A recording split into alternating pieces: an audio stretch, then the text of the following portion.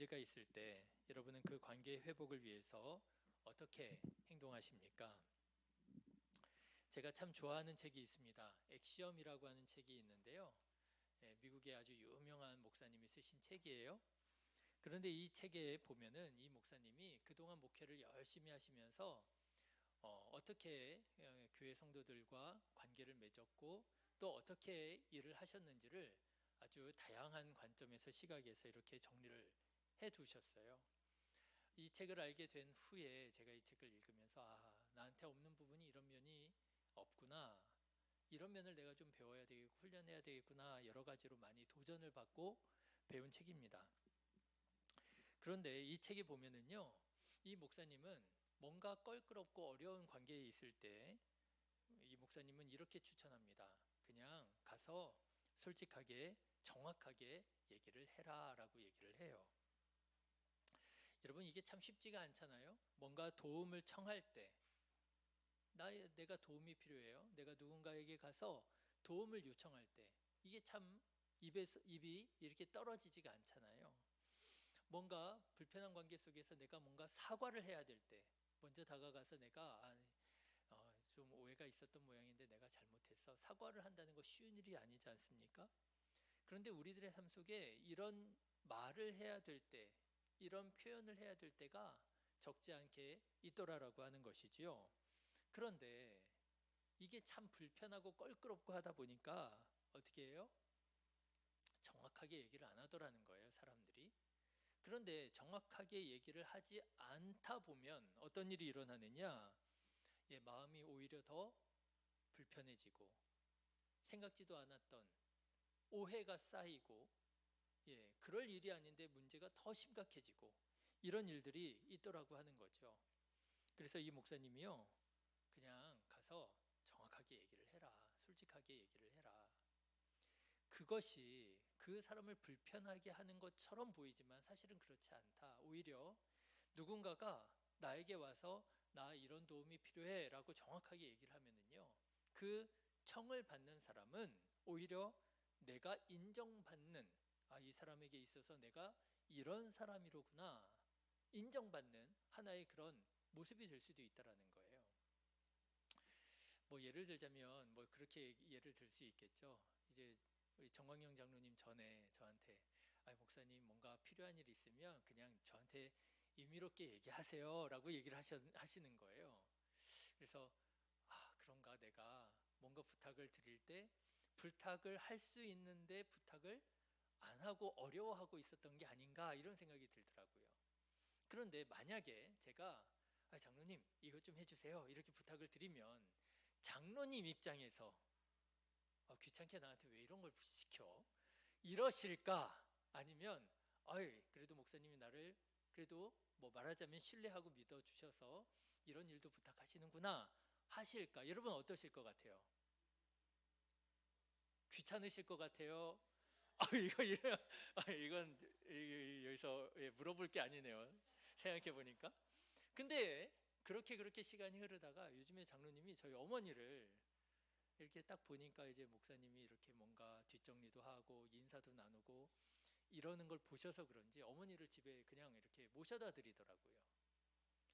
어쩌면 내가 장로님께 먼저 장로님 어머니 좀 먼저 좀 집에 데려다 주실 수 있으실까요? 이렇게 부탁을 드렸더라면 오히려 더 좋지 않았을까? 근데 사람의 마음이 그렇지 않더라는 거죠. 뭔가 부탁을 하는 게 좀 입이 안 떨어지고요. 뭔가 내가 먼저 가서 사과를 하면 뭔가 내가 불편하고 힘들어지고 문제가 생길 것 같고요. 근데 이 목사님이요. 아니라는 거예요. 어려울 때 오히려 더 가서 정확하게 솔직하게 나 이런 도움이 필요해. 나 마음이 사실은 이랬어 라고 얘기를 하는 게 그것이 더 인정받고 그것이 오히려 쓸데없는 오해를 만들지 않는 방법이다 하시더라고요. 제가 그 책을 읽은 후에 최대한은 제가 노력하고 있습니다. 제가 이렇게 딱 그 사람에게 대놓고 얘기를 하는 스타일이 사실은 아니에요. 딱 보시면 아시겠죠. 내성적이고 소심하고 그런데 제가 목회를 하면서 많이 변했어요. 아마 지금 여러분들이 보시는 제 성격은, 여러분들이 알고 있는 제 성격은 목회하면서 다듬어진 성격을 보시는 것이지요. 원래 저는 이런 사람이 아니었습니다. 참고하시기를 바랍니다. 참고하시라고. 아니 뭐 사람마다 다르고요. 케이스마다 다르니까 다를 수 있어요. 참고하시라고요. 자, 그런데요. 그러기 참 어려운 때도 분명 있습니다. 나만 솔직하다고 아직 나하고 관계 형성이 되지 않은 사람한테 가서 그냥 막 솔직하게 얘기한다면 되겠습니까? 나만 기분이 풀리고 나만 기분 좋다고 아직 기분이 풀리지 않은 사람한테 가가지고 야, 삐졌어? 이러면은 그 얼마나 더 기분이 나빠요. 그죠? 관계라고 하는 것은 일방적인 것이 아니라 상호적인 것이기에 나만 솔직하다고 나만 정직하다고 해서 될 일은 아니더라. 때로는 문제가 더 커지기 전에 먼저 가서 솔직하게 얘기할 필요도 있지만, 그렇지만 또 때로는 분명히 서로의 마음을 확인하고 그리고 분위기를 살펴서 조심히 다가가고 관계를 맺을 때도 필요하다라는 그런 생각이 듭니다. 자, 그런데요, 오늘 말씀을 보시면 이 요셉이라고 하는 사람은 자기 기분, 자기 마음만 가지고 다른 사람들과의 관계를 함부로 대하는 사람이 아니었구나. 관계를 정말 잘 이해하고 관계를 소중히 여기는 사람이었구나라고 하는 것을 깨닫게 됩니다. 자, 여러분, 오늘 본문의 말씀은 어떤 말씀이냐면요, 야곱의 아들들이 어렵게 용기를 내어서 이집트로 양식을 다시 구하러 갔을 때 말씀입니다. 첫 번째로 이미 양식을 구해서 가지고 돌아간 바 있어요. 그런데 다시 이제 이 양식이 떨어진 거예요. 그래서 양식을 구하기 위해서 다시 이집트로 가야만 하는 상황이 되었는데 이게 정말 쉽지 않은 그런 발걸음이었습니다. 왜 그렇습니까? 이제 첫 번째 양식을 구하러 갔을 때 여러분 기억하시죠? 요셉을 아직 몰라요. 이 사람들은 요셉의 정체를 모르고 그저 아주 고관 정도로만 알고 있는데, 요셉이 이 형님들을 딱 보자마자 뭘로 몰았다고요? 정탐꾼으로 몹니다. 니네 정탐꾼이지? 이 나라를 엿보고 이 나라를 약탈하려고 지금 너네들이 여기 지금 정탐질하러 온 거지? 정탐꾼으로 몰게 돼요. 그러니까 이 야곱의 아들들이 아닙니다. 우리는 신원이 확실한 사람입니다. 그러면서 막 필요 없는 TMI라고 그러더라고요. TMI 뭔지 아세요? Too much information 맞죠? too much talking인가요? talking? 아닌데 too much information인가 보다. 너무 많은 말을 하는 거예요. 쓸데없이 물어보지도 않았는데 괜히 막 자기가 얘기하는 거예요. 그러면서 뭐 우리가 아버지가 한 분이 계시는데 형제가 몇 명이고 그런 중에 우리한테 동생이 하나 있었는데 그 동생은 어디 가서 없어졌고 막 이런 얘기를 다 늘어놓은 거예요. 그러자 요셉이 그래? 그럼 너네들한테 남아있는 동생이 있단 말이야. 그러면 니네들이 정말 너네들이 한 말이 맞다면 그 막내 동생 누구요? 베냐민. 어떻게 알았어? 이야, 대단한데. 베냐민을 데리고 와라. 그러면 내가 너네들이 한 말을 다 믿어줄게. 그렇게 얘기를 한 거예요. 그런데 그냥 돌려보내지 않습니다. 근데 니네들이 정탐꾼인지 모르잖아. 그리고 누구를? 시몬을, 둘째입니다. 시몬을 마치 말하자면 보증금처럼 포로처럼 딱 잡아놓고 야, 너네들 양식 가지고 가, 이렇게 돌려보낸 거예요. 어쨌든 발걸음은 떨어지지 않았겠지요. 시몬을 형님, 둘째 형님을 놓고 포로처럼 인질처럼 남겨두고 다시 고향으로 가는 이 야곱의 아들들의 마음이 힘들었겠지요. 그래도 일단은 급하니, 그죠? 양식이 떨어져 이제 부모님이나 온 식구가 굶주림에 떨고 있으니 우리가 가긴 가야 되겠다 하고 갔단 말이죠. 그런데 가는 길에 여관에서 짐자루를 열어봤더니 거기서 뭐가 나왔어요? 돈이 나와버린 거예요. 양식을 분명히 샀는데 지불했어야 할 돈이 그대로 있는 거예요. 야, 이게 또 큰일 난 거예요. 야, 이러면은 그 요셉이, 그 이집트의 그 고관이 우리를 뭘로 여길 수 있는 거예요? 지금 도둑놈으로 여길 수 있는 거잖아요. 계산도 안 하고 물건 막 집어간 게 되는 거잖아요. 큰일 났단 말이죠. 그러나 다시 돌아갈 수는 없고, 그래서 어쨌든지 간에 무거운 마음으로, 불편한 마음으로 이제 고향으로 돌아갑니다.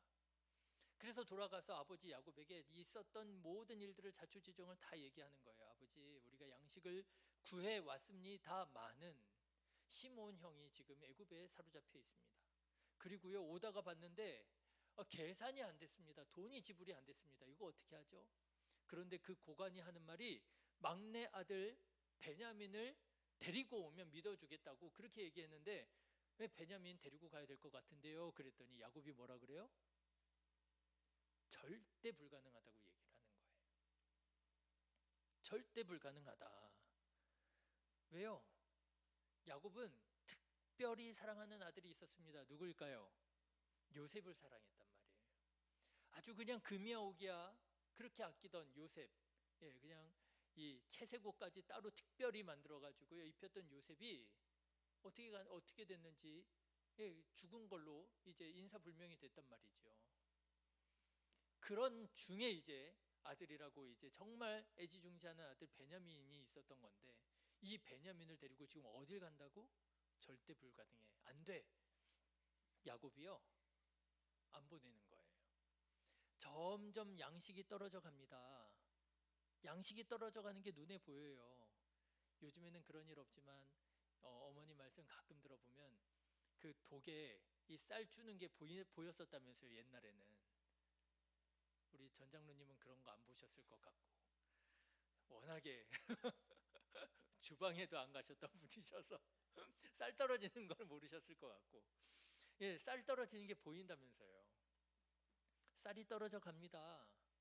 그런데 이제 양식을 구하러 이집트로 가긴 가야 될 때가 됐는데, 아버지가 베냐민을 보내줘요, 안 보내줘요?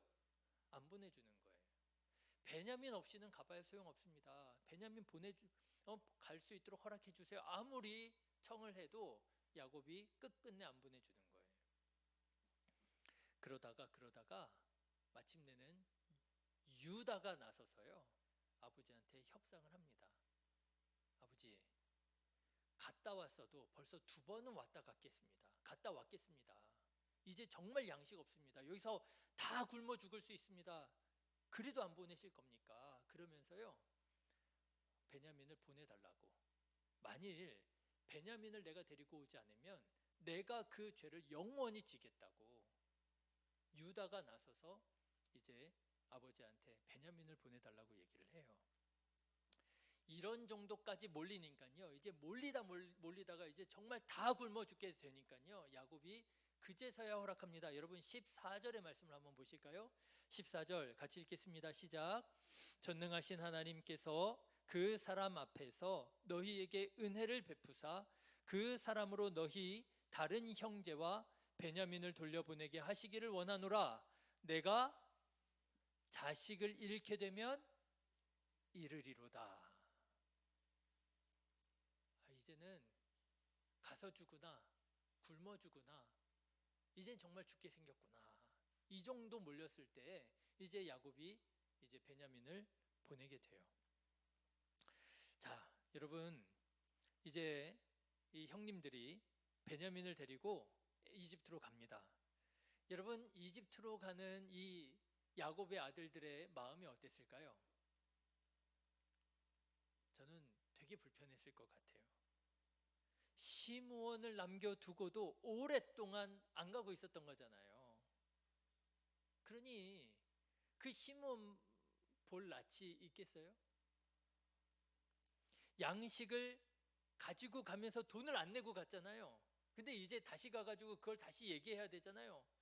우리가 지난번에 분명히 돈을 지불한다고 지불했는데 지불이 안 됐네, 어떻게 하죠? 이거를 한참 시간이 흐른 다음에 양식 떨어질 쯤에 또 가서 얘기를 해야 되는 거예요. 이건 정말 너무 불편하지 않겠습니까? 이집트로 가는 이 야곱의 아들들의 마음이요, 깨름직하고 꺼름직하고 걱정스럽고 아마 또 정탐꾼으로 몰리고 우리 전부 다 그냥 붙잡히면 어떻게 하나, 이 걱정이 이만저만이 아니었을 거예요.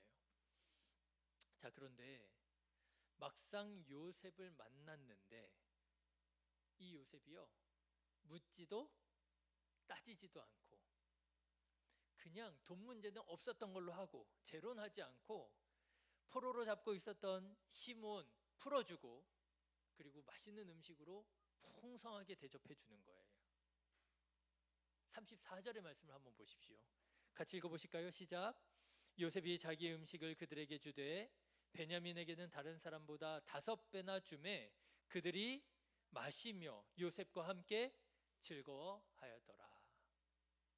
아니 너무너무 걱정 잔뜩 집어먹고 갔는데요, 아무 문제 걱정할 거 없이 그냥 너무 즐거운 시간을 보내게 된 거예요. 그리고 양식을 또 받아가지고 이제 다시 아버지에게로 돌아갑니다. 시므온도 데리고 가고요. 누구도요? 또 베냐민도 데리고 가고요. 거기다 양식까지 가지고 가고요. 여러분 할렐루야죠? 이보다 더 좋을 게 어디에 있어요? 모든 근심 걱정 다 사라지고요. 하여튼 부족함이 없어요. 너무너무 기분이 좋게 이제 다시 아버지에게로 돌아가는 거예요. 여러분 이때의 야곱의 아들들의 마음이 어땠을까요? 정말 할렐루야 하지 않았겠습니까? 정말 다행이다, 정말 다행이다. 이렇게 갈 수 있는 게 얼마나 감사하냐, 그랬을 거란 말이죠. 여러분 우리도 가끔 살다 보면 이런 일이 있을 때가 있는 것 같아요. 정말 걱정 많이 했어요. 이 문제 저 문제 정말 복잡했어요. 그런데 막상 만나서 얘기를 해보니, 막상 그 일을 진행해 보니 문제가 그냥 눈 녹듯이 다 사라지는 거예요. 아무런 문제가 되지 않는 거예요. 아주 그냥 일이 술술술술 잘 풀리는 거예요. 그럴 때 얼마나 감사하고 얼마나 기분이 좋아요. 아마 이때의 야곱의 아들들의 마음이 그랬을 거란 말이죠. 자, 그런데 바로 이렇게 너무너무 기분 좋을 때, 분위기 좋을 때 그 분위기에 찬물을 쫙 끼얹는 일이 일어나게 됩니다. 잘 대접받고 양식 두둑히 챙겨서 집으로 돌아가고 있었던 중에 갑자기 이집트의 군인들이 막 쫓아오는 거예요. 그래가지고 야, 니네들 내 주의 은잔을 너네들 훔쳐가져갔지. 이 정도 되면 장발장 이야기 생각나지 않으세요? 장발장이 신부님한테 이렇게 잘 대접받고 훔쳐가지고 도망가다가 잡히잖아요. 네, 훔쳐가져갔지? 그러는 거예요. 아니라고. 우리가 너무너무 큰 대접을 받고 큰 사랑을 받았는데 우리가 배은 망덕하게 무슨 은잔을 훔쳐가냐고. 그런 일 없다고. 아주 그냥 자신 있게 대답을 합니다. 누구든지 그 은잔이 발견되는 사람은 종이 될 거라고. 그래서 하나하나 가방을 열어보는 거예요. 므낫세가 아니죠. 르우벤 안 나오고요. 시몬 안 나오고요.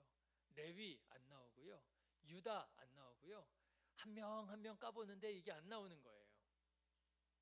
그런데 맨 마지막 베냐민의 가방에서 은잔이 딱 발견이 된 거예요. 베냐민은 아니라는 거예요. 나는 절대 훔치지 않았다는 거예요. 왜 이게 여기 있는지 모르겠다는 거예요. 그런데도 어떻게 해요? 물건이 거기에서 나왔으니. 그래가지고 이제 다 기분 좋게 너무 감사하게 고향으로 돌아가더니 야곱의 아들들이 다시 이집트로 끌려가게 됩니다. 여러분 끌려갈 때 마음이 어땠을까요? 망했다. 진짜 망한 거죠. 그냥 천국 갔다가 지옥 갔다가 이게 이제 롤러코스터를 이렇게 탈 수가 없어요. 이제 진짜 큰일 난 거예요. 자칫 잘못하면 베냐민뿐만 아니라 우리 전부 다 이게 다 잡히게 생긴 거예요. 그런데 여러분 이 일이 어떻게 일어나게 되었느냐? 사실은 이 모든 일은 다 요셉이 꾸민 일이었다는 거예요. 은밀하게 베냐민의 짐 가방에다가 자기 은잔을 넣어서 돌아가게 했다가 그거를 일부러 병사들을 뒤늦게 보내서 찾아내게 해가지고요. 어떻게 말하느냐? 베냐민을 종으로 삼겠다고 얘기합니다. 여러분 17절의 말씀을 한번 보십시오. 이게 중요한 말씀이에요. 17절 같이 읽겠습니다. 시작. 요셉이 이르되 내가 결코 그리하지 아니하리라. 잔이 그 손에서 발견된 자만 내 종이 되고 너희는 평안히 너희 아버지께로 도로 올라갈 것이니라 얘기합니다. 자, 여러분, 요셉이 뭐라고 얘기해요? 누구만 문제 삼겠다고요? 베냐민만 문제 삼겠다는 거예요. 베냐민만. 여러분, 이게 중요한 거예요. 요셉이 그리는 큰 그림이 있는데요, 그 큰 그림의 핵심이 바로 여기에 있어요. 베냐민만 문제 삼겠다. 여러분, 요셉은 왜 그 은잔을 베냐민의 가방에 넣었을까요? 여러분, 요셉은 왜 베냐민만 종으로 삼겠다고 베냐민만 문제로 삼았을까요? 요셉은 알고 싶었던 거예요. 뭘 알고 싶으냐? 이 형님들이 아직도 예전에 자기가 알고 있었던 그 형님들과 똑같은 사람들인지, 이전에 자기를 팔아넘겼던 바로 그 형님들과 똑같은 형님들인지, 아니면 이전에 조금씩 얘기했던 자기들은 확실한 자입니다 얘기하면서 조금씩 양심의 가책을 느끼면서 했던 그 말처럼 변화된 형님들인지 알고 싶었던 거예요. 그래서 베냐민만 딱 타겟으로 삼아가지고 베냐민만 문제를 삼습니다. 자, 여러분, 17절의 말씀, 아니야, 너네들은 그냥 평안히 니네들 집으로 가, 베냐민만 내 종으로 삼을 거야 라고 하는 이 요셉의 말을 형님들이 들었을 때 그 형님들은 어떤 마음이었을까요? 여러분, 이 형님들에게 베냐민은 어떤 동생일까요? 꼭 누구 같은 동생이요? 그렇죠, 요셉 같은 동생이었겠죠.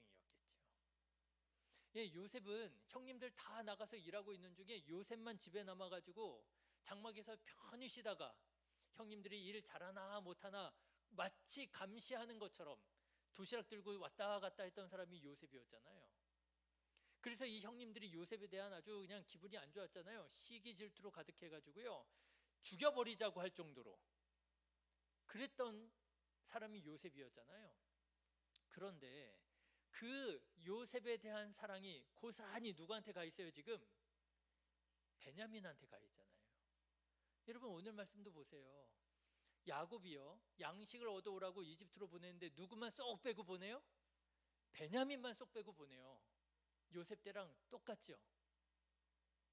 그리고요, 여러분 생각해 보십시오. 지금 양식을 구해 왔는데 누가 붙잡혀 있어요?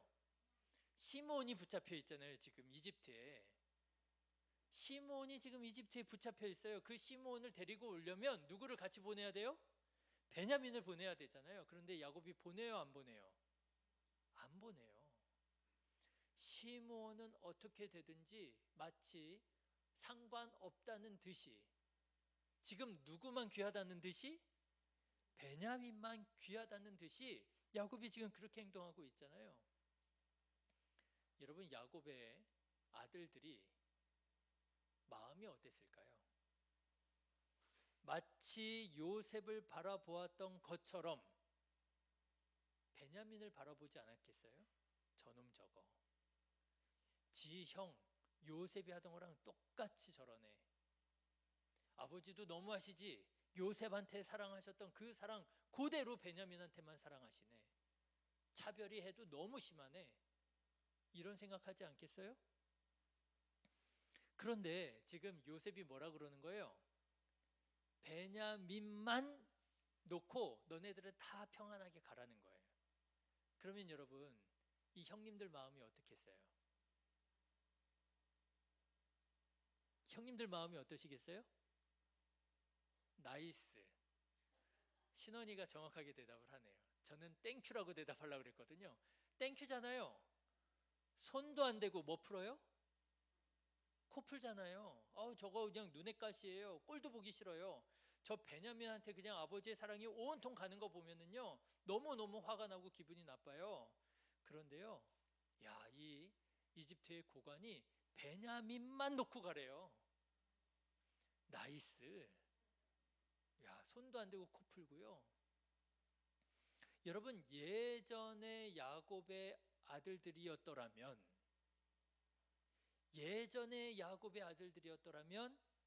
어떻게 했겠어요? 베냐민, 그러면 뭐 어쩔 수 없습니다. 뭐 지가 책임져야죠. 뭐 지가 방에서 은잔 나온 걸 뭐 누구 책임을 하겠어요? 그럼 베냐민 그냥 종으로 삼으십시오. 우리는 그냥 갈게요. 여러분, 딱 그러기 좋은 상황이잖아요, 지금. 요셉이 묻는 거예요. 이 형님들이 예전에 그 형님들인가, 아니면 뭔가 달라지고 변화된 형님들인가? 그런데 이때 놀라운 일이 일어납니다. 유다가 자기의 죄를 고백하는 말을 해요. 여러분, 16절의 말씀을 한번 보실래요? 16절 같이 읽어보겠습니다. 시작. 유다가 말하되 우리가 내 주께 무슨 말을 하오리이까? 무슨 설명을 하오리이까? 우리가 어떻게 우리의 정직함을 나타내리이까? 하나님이 종들의 죄악을 찾아내셨으니. 그쵸? 하나님이 종들의 죄악을 찾아내셨으니. 어떤 죄악이었을까요? 이전에 아무도 모르게 완전 범죄했었던 거 있잖아요.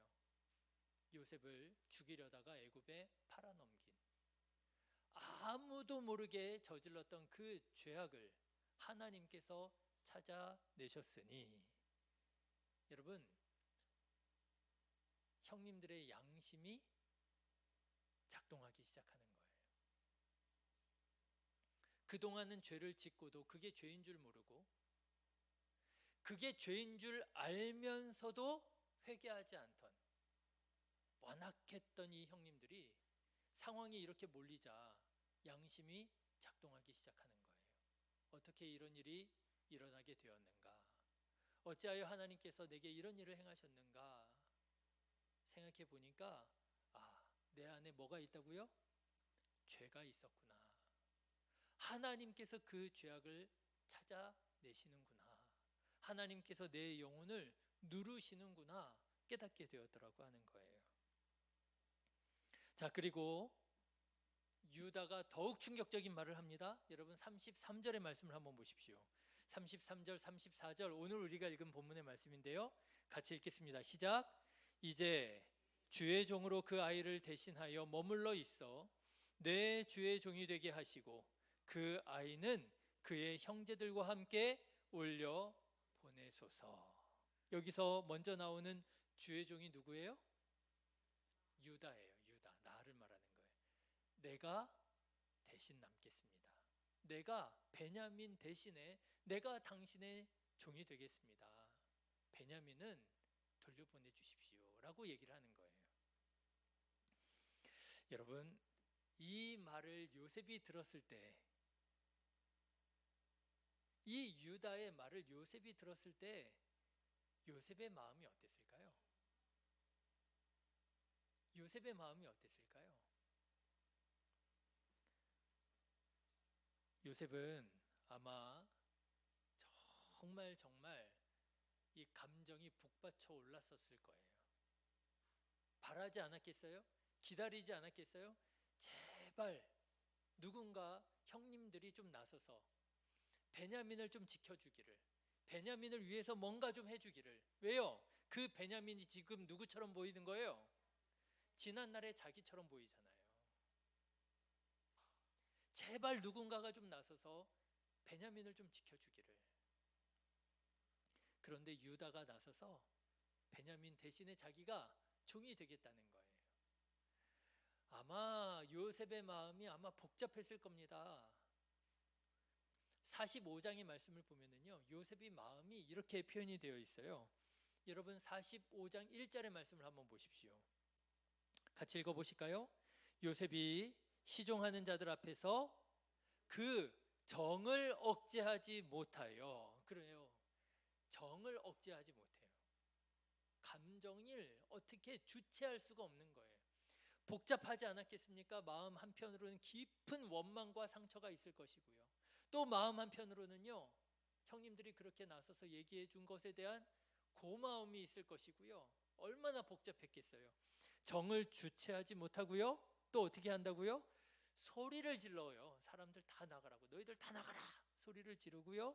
그리고 큰 소리로 울면서 드디어 자기의 정체를 밝힙니다. 45장 3절의 말씀을 보십시오. 요셉이 그 형들에게 이르되 나는 요셉이라. 내 아버지께서 아직 살아계시나이까. 형들이 그 앞에서 놀라서 대답하지 못하더라. 네, 여러분, 저는요, 이것이 진정한 회개고 이것이 진정한 화해다라고 믿습니다. 여러분, 진정한 화해는요, 상호적인 거예요. 일방적인 게 아닙니다. 내가 너를 용서해 줄게 한다고 해서 화해가 되어지고 용서가 되어지는 게 아니에요. 화해는요, 용서는요, 상호적인 겁니다. 죄를 지은 사람이 자기의 죄를 깨닫고 진심으로 뉘우치고 용서를 구할 때, 그 용서를 용서해 줄 때 그 둘 사이의 관계가 치유되어지고 회복되어지고 화해가 일어나는 것이지요.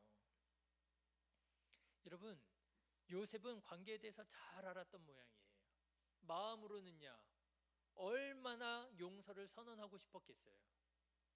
그렇지만 요셉은 자기가 일방적으로 용서를 선언한다고 해서 용서가 되는 게 아니라는 것을 알고 있었고, 형님들이 자기들의 입으로 자기들의 죄를 고백하고 자기들이 이전과는 다른 사람이라고 하는 것을 삶으로 증명해냈을 때, 그때야 진정한 화해가, 치유가 일어날 수 있음을 알고 이 모든 그림을, 큰 그림을 그리고 묻고 있었던 거예요. 형님들은 어떤 사람이 되어 계십니까? 사랑하는 성도 여러분, 혹시 불편하고 껄끄러운 관계가 있으십니까? 때로는 그냥 솔직한 마음으로 다가가서 내 마음은 이랬어 라고 그냥 직설적이랄까요? 솔직하게 얘기하는 것도 방법이라 할 수 있겠지만, 또 다른 한편으로는요, 큰 그림을 그리고 하나님의 때를 기다리고 하나님의 방법으로 치유를 이루어내고 화해를 이루어내는 지혜로운 그리스도의 사람들이 되시기를 주님의 이름으로 축원합니다. 오늘 말씀을 준비하는 중에 예전에 읽었었던 한 기사가 생각이 났어요. 2014년입니다. 지금으로부터 10년 전이에요. 2014년에 미국의 대표적인 언론지인 뉴욕 타임즈라고 하는 신문사가 있습니다. 아시죠? 들어오는 보셨잖아요. 뉴욕 타임즈. 그런데 2014년에 이 미국의 대표적인 언론사인 뉴욕 타임즈가 정정 보도를 냈습니다. 정정 보도를 냈어요. 그런데 이 정정 보도가 몇 년 만에, 얼마 만에 정정 보도인 줄 아십니까? 우리가 예전에 이런 뉴스를 우리가 냈었는데, 보도했는데 그 보도가 잘못 나갔습니다. 이거 바로 잡습니다. 정정 보도를 한 거예요. 그런데 이 정정 보도가 몇 년 만에 정정 보도냐면요, 161년 전의 기사의 정정 보도예요. 1853년에 1월 20일자 기사였는데요, 사람 이름에 철자가 잘못됐더랍니다. 그런데 그거를요 161년 만에 알게 된 거예요. 그 사람 철자를 우리가 잘못 보도했네?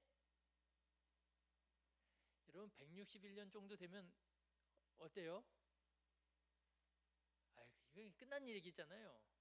그 사람도 죽었을 거고, 그 기사를 읽은 사람도 죽었을 거고, 그 기사를 아는 사람이 아무도 없을 거 아니에요. 누구만 알아요? 나만 아는 거잖아요. 그냥 이거 잘못됐네? 그런데요, 뉴욕타임즈는 161년 만에 정정 보도를 냅니다. 우리가 1853년에 냈었던 기사의 철자가 잘못됐습니다. 정정 보도 냅니다. 여러분, 이렇게 뉴욕타임즈가요 철저하게 자기들의 잘못을 바로 잡으려고 하는 수고를 아끼지 않을 때에, 그럴 때에 그 신문을 읽는 사람들이 그 신문사를 더 신뢰할 수 있게 되는 것 아니겠습니까? 그렇죠? 내가 내 안에 있는 아무도 모르지만 나만 알고 있는 죄라 할지라도 그 죄악을 하나님 앞에서 바로 잡으려고 하는 노력을 할 때 우리는 서로에게 신뢰할 만한 사람이 되는 것이고요. 하나님께서 그의 마음을 기뻐 받으시는 것이고요. 그런 노력을 통해서, 그런 진정한 마음을 통해서 치유가 일어나고요. 다소간의 오해가 있었다 할지라도, 다소간의 상처를 주고받았다 할지라도, 그렇지, 고의로 한 거 아니지, 사람이 실수도 할 수 있지, 실수가 풀려지고 화해를 이룰 수 있게 되는 것 아니겠습니까? 사랑하는 성도 여러분, 혹시라도 오늘 예배를 드리는 중에, 말씀을 듣는 중에, 찬양하고 기도하는 중에 혹시라도 고장났던 양심이 작동해서 내 안에 숨겨져 있었던 죄악들이 깨달아진 것이 있다면, 혹시라도 그 죄악들이 다른 사람은 모를지라도 내가 나만이 아는 죄라 할지라도 하나님 앞에서 진정한 마음으로 회개한다면 하나님께서 오늘 이 요셉과 그 형제들 가운데 일어났던 이런 치유의 역사, 이런 회복의 역사가 오늘 우리들의 삶 속에서도 일어나게 될 줄로 믿습니다. 죄에 대해서 더욱더 예민해지고 철저하게 회개하고 하나님의 평화를 구할 줄 아는 우리 성도님들 다 되시기를 주님의 이름으로 축원합니다. 기도하겠습니다. 거룩하신 하나님, 우리의 연약함을 주님 아십니다. 나도 모르는 사이에 다른 사람들의 마음을 아프게 하는 죄를 짓고, 잘한다고 하는 것이 하나님의 영광을 가리우는 죄를 짓고 살아가는 것이 오늘 우리들의 모습입니다.